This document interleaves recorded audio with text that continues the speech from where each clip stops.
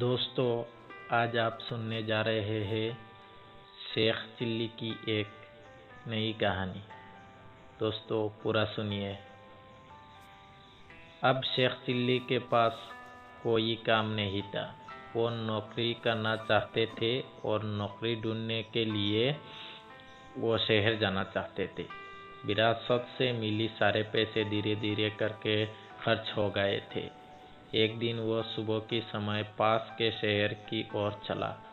सड़क पर उसके आगे एक छोटे कद का आदमी सिर पर एक बड़ा पीपा रख कर जा रहा था। वो पसीने से एकदम लथपथ हो गया था। सुनो, उसने शेख के पास से गुजरते समय कहा, अगर तुम इस घी के पीपे को शहर तक ले जाओगे तो मैं इसके लिए तुम्हें 2 आने दूंगा। कुछ पैसे कमाने की खुशी में शेख ने पीपे को अपने सिर पर रख लिया और चलने लगा। 2 आनों से मैं मुर्गी के चूजे खरीदूंगा, उसने सोचा। जब वो चूजे बड़े हो जाएंगे तो मेरे पास बहुत सारे मुर्गियाँ और अंडे होंगे। उन अंडों को बेचकर मैं मालामाल हो जाऊंगा। फिर मैं गांव का सबसे आलीशान मकान खरीदूंगा और दुनिया की सबसे खूबसूरत लड़की के साथ शादी करूंगा। फिर अम्मी को कभी काम करने की ज़रूरत नहीं पड़ेगी। वो और मेरी बेगम आराम से रानियों की तरह बैठी रहेगी और उनकी सेवा के लिए 40 नौकरानियाँ होगी। मैं पूरे दिन पतंग उड़ाया करूँगा, बड़ी बड़ी रंग बिरंगी पतंग जो खास मेरे लिए ही बनी होगी। सारा गांव मुझे पतंग उड़ाता हुआ देखने के लिए इकट्ठे होंगे। अपनी सोच में पूरी तरह मगन शेख ने काल्पनिक पतंग को उड़ाने के लिए अपनी दोनों हाथों को हवा में लहराया। उसमें घी का पीपा धड़ाम से जमीन पर आ गिरा और सारा घी बह गया। बेवकूफ, तुमने ये क्या किया? वो छोटा आदमी चिल्लाया। तुमने 30 रुपये के घी को पानी की तरह बहा दिया। 30 रुपया कौन सी बड़ी रकम है, पर मेरे तो किस्मत ही लूट गए, शेख ने दुखी होते हुए कहा। मैं तो पूरी तरह तबाह हो गया। वो आदमी गुस्से में आग बबूला होकर चला गया। शेख भी चलते चलते एक बड़े घर की गेट के पास पहुंचा, जहाँ एक घोड़ा गाड़ी खड़ी थी। कुचवान जी, शेख ने घोड़ा गाड़ी के चालक को संबोधित करते हुए कहा, क्या आप बता सकते हैं कि मुझे कहाँ नौकरी मिल सकती है? मैं कोई भी काम करने को तैयार हूँ। तुम अंदर जाकर कोशिश करो, कोचवान ने कहा। मुझे लगता है कि रसोई को एक मददगार की तलाश है। शेख घर का चक्कर लगाकर पीछे गया और वहां जाकर रसोई से मिला। शेख को नौकरी मिल गई। वो पूरी दिन भर सब्जी काटता रहा और बर्तन मांजता रहा। रात तक वो थक कर एकदम पस्त हो गया था और वो जोर से भूख लगी थी। ये लो, रसोई ने शेख की ओर 2 सूखी रोटी और कुछ अचार फेंकते हुए कहा। तुम चाहो तो मेरे कमरे के बाहर सो सकते हो, परंतु सुबह पौ काटते ही उठ जाना। इस घर में सुबह तड़के ही काम शुरू हो जाता है। शेख लेटते ही खर्राटे भरने लगा। आधी रात को भूख के कारण उसकी नींद खुल गई। उसने दोबारा सोने की बहुत कोशिश की, परंतु भूख की वजह से वो जागा रहा। अंत में उसने रसोई के कमरे में जाकर देखा। रसोई का कमरा खाली था, पर उसे बाहर भागने से कुछ आवाज़ें सुनाई दी। शेख ने थोड़ा करीब जाकर देखा। रसोइया और माली आपस में चुपचाप बातचीत कर रहे थे। उन दोनों के बीच में नींबुओं का एक ढेर पड़ा था। इस बार मुझे एक अच्छा खरीदार मिल गया है, शेख ने माली को कहते हुए सुना। अभी तक हमें जो कीमत मिल रही थी उसे दुगना मूल्य देगा। अच्छा, रसोई ने कहा, तो बेफिक्र रहो, बूढ़ी औरत को कोई भी शक नहीं है।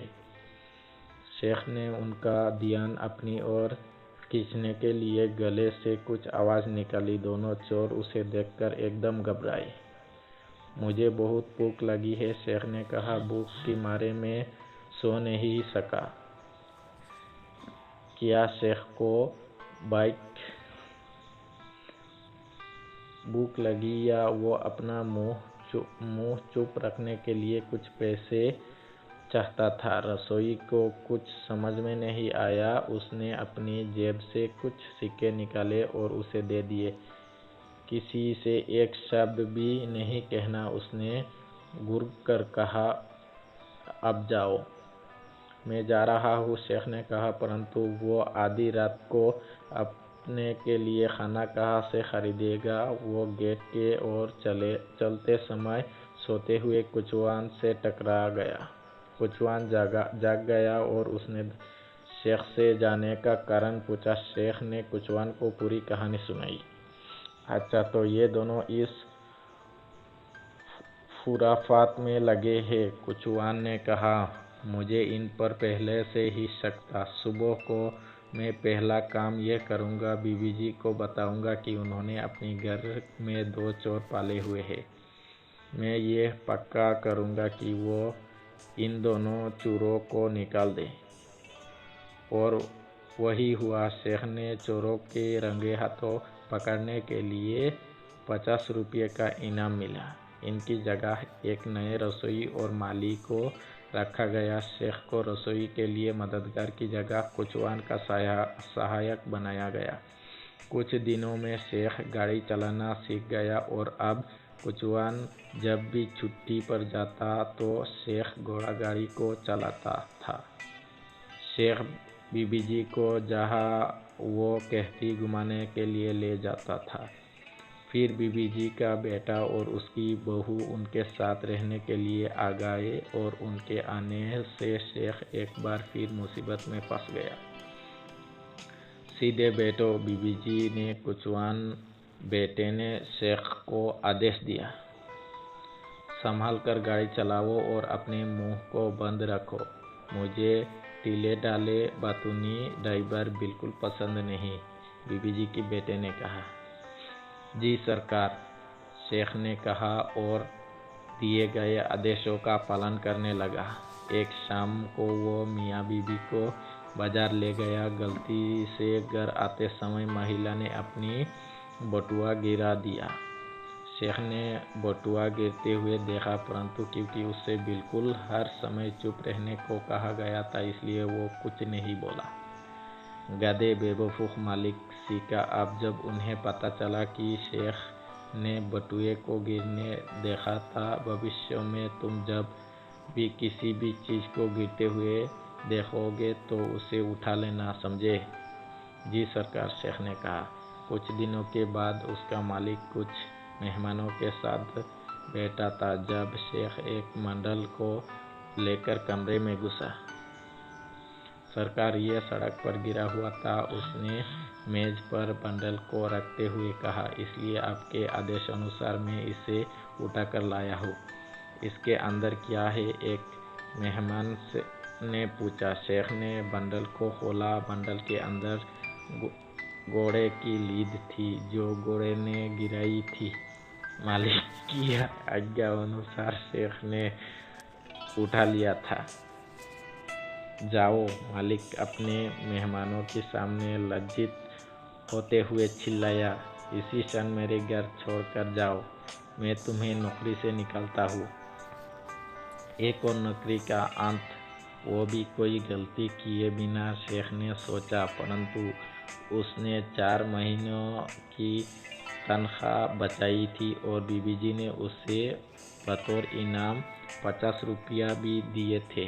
ये सोचकर शेख खुश हो गया।